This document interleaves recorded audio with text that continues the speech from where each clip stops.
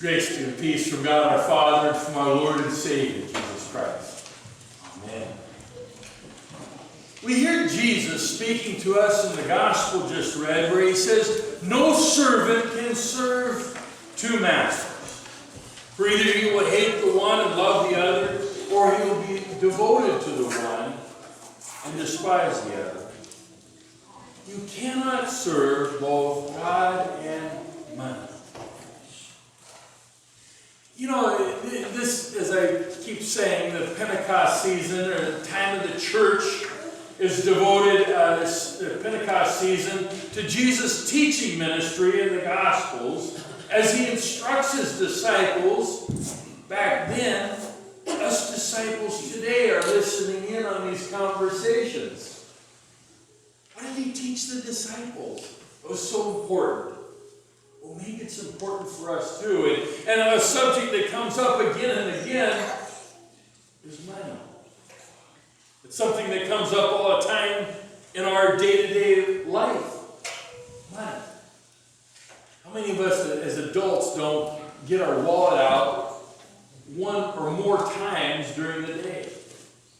We usually take cash out or credit cards or whatever to pay for something. You know, I grew up, I'll say it, dirt poor. Ask Mom and Dad, they're sitting in the back. And we had a lot of dirt out there in the homestead, but not a lot of cash. And Mom and Dad weren't overly concerned about having lots of money either. And Dad would always tell people, he says, well, you know, we don't have much money, but I give my kids something money can't buy. And one time my brother Greg piped up, he says, yeah, poverty. he meant to say something like, you know, love and time and yeah, poverty. It was something money can't buy. I was a hard charger. When I was 12 years old, I was an entrepreneur. I started my own business. It was called the Homestead Kids Lemonade Stand, and it wasn't a cardboard box on the street corner selling just lemonade. I had Country Time lemonade by the gallon glass jar, and I had a permafrost refrigerator, and I dug into the ground with a lid over it to keep it cold. I had soda pops, both Pepsi and Coke products. I had potato chips. I had candy bars. Come to think of it, my brother said there were squirrels that were stealing their favorite candy bars oftentimes. They said that squirrels would sneak up, grab them, and be off before they could catch them. But I had everything doubled, and when I hired my brothers and sisters to work for me, they got 10% of the cut of the day.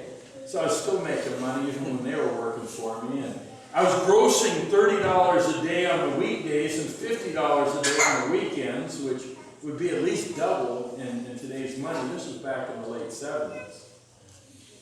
And I had sympathetic truckers and others who would stop there at my lemonade stand, and they found out years later they felt sorry for us poor homestead kids, you know, and I'd see them dumping out the pot before they got in their semi. They'd walk around, dump it out. Sometimes it was dirty around the top from the permafrost refrigerator we had then. They just wanted to help us poor kids out. Then I got older. When I was 18, the week I turned 18, I went in and I registered for the draft. I registered to vote, registered as a Republican. I went on to the University of Alaska Fairbanks and declared my major as a business major. I was going to go places. And then God got a hold of me. I changed my major to social work and later to theology, and left UAF and went to Concordia College in Portland, Oregon. And on the seminary, my first call, we made $18,000 a year, and this is only 20 years ago, and a little church in Woolsey, South Dakota. Well, there's St. John's, Woolsey, South Dakota, and they had over 500 members, and there was another congregation of about 120 members in Lexington, South Dakota. So I had a dual parish, and I made $18,000 from St. John's and $3,000 from Concordia. And if we'd taken a $100 a month pay cut, we could have gotten free lunches for our kids at school, and we would have gotten food stamps, which would have been way more than $100 a month. And it was tough, but then after a few years, I had the opportunity, called to go in the Navy as a chaplain, and tripled our income going in the Navy from that St. John's and Concordia. Things were good. It's nice having all that money, and I struggle with the love of money, and I think you can identify with me in that. It's nice to have this stuff. It's handy because it buys groceries, it pays the bills, it pays the mortgage. As Americans, we tend to be a little preoccupied with money. And money's a great servant, but an awful master. To serve money is just an awful, awful road to go down. And we're reminded as disciples, and Jesus reminds his disciples back then, and us gathered here today, that we're stewards of all that God has given to us. And how we manage that money that he's, and things that he's given to us is an expression of our faith. I had an accountant one time, and she said, I can look at your checkbook ledger, and you give me a half an hour tops, and I can tell you what's important to you. I never did show her my checkbook ledger, but she said, I can see where your priorities are, and what you value by where you spend your money. And it was a real eye-opener. What do we find? What do we value? As Christians, we're to love God and others. And part of that is giving back a portion of what God has given to us. Everything we have is already God's. We're acknowledging that. We give back a portion to Him. When we give to others, we're acknowledging that God's given us more than we need. We can share some of the excess with others who have needs. Giving to others is a response to what God has given to us. And we realize how filthy rich we are as Christians.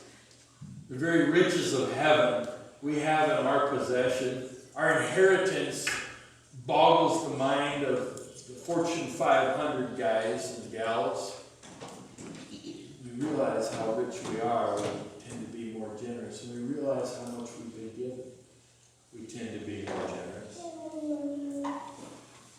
Like I said, I've struggled as much as anyone else with money. There's I know if I'd gone on as a business major, I would have done better financially than in the ministry, but I've never been without in the ministry. Even here, we have enough money left over.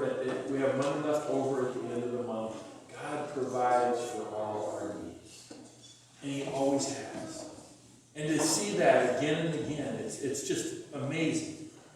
And to have that privilege of serving God's people, and giving to others, it is a amazing thing. And as I give, I realize how much God has given me.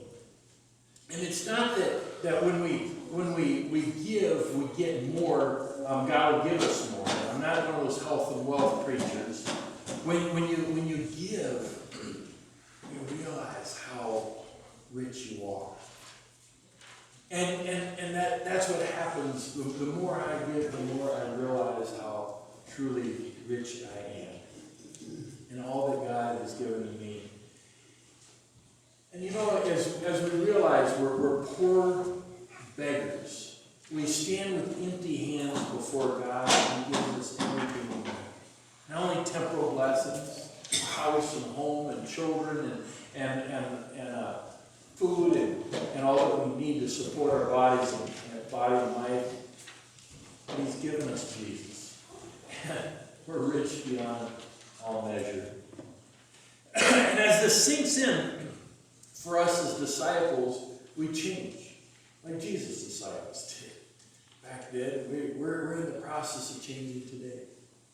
And realizing all that God has given to us makes us more generous in giving back to Him and giving to others. And we find true contentment, being happy with what we have. We truly are blessed. And my wife and I are realizing that how blessed we are to be here, to be the little treasures that God has given to us in the last year, and all of you as church family. How blessed we are. We're rich beyond the wildest imagination. And for all of us as disciples of Jesus, as Christians, realizing that we're rich beyond all measure. And the most important things in life aren't in the checkbook or the wallet. It's sitting next to us in the pew. It's gathered here today with us. Amen. Now may the peace of God, which passes all understanding, keep your hearts and your minds in Christ Jesus, life everlasting.